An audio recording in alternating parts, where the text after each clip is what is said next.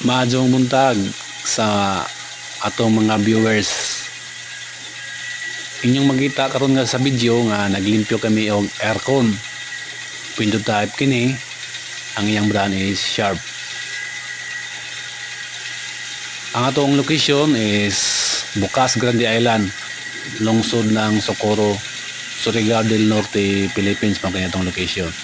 Inyo makita diha nga amo kining gina-detach ang iyang gitawag na og control panel. Wala na mo ma-practice ng kanang kuston og silupin. So wala kami ma-practice ana amo kining gina-detach sa unit para paglikay nga mabasa siya. Dili siya gitawag na to og ma-worn out para paglikay sa basa. Okay, gamit kami karon og ang gamit diri is power spray. Ang iyang brand ni si Kawasaki. So satisfied si customer ani nga mga serbisyo.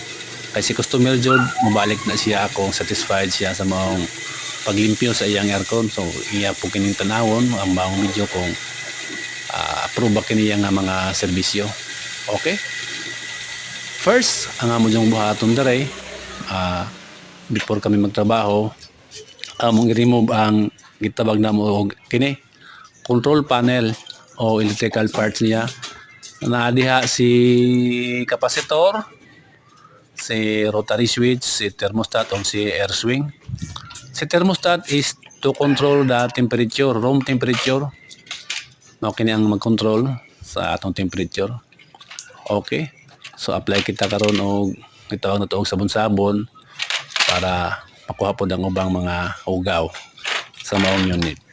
Okay. So ditas ka na siya, wala siya maka-connect sa compressor motor. Mao kini ang iyang UR ang iyang brand ni gigamit sa Sharp. Okay pa kini ang iyang body, pa siya kalawang. Okay. So dili kay may mawori nga mag-detach sa electrical parts. Kaya na kini diagram.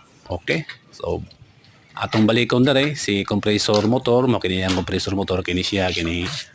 Mao kini atong compressor motor is the heart of the system to pump the refrigerant. Mao kini ang atong electrical diagram atong makita diha. Nadili kami mabalik jud ang tanan. Salamat sa inyong pag-view ani. Okay? Salamat.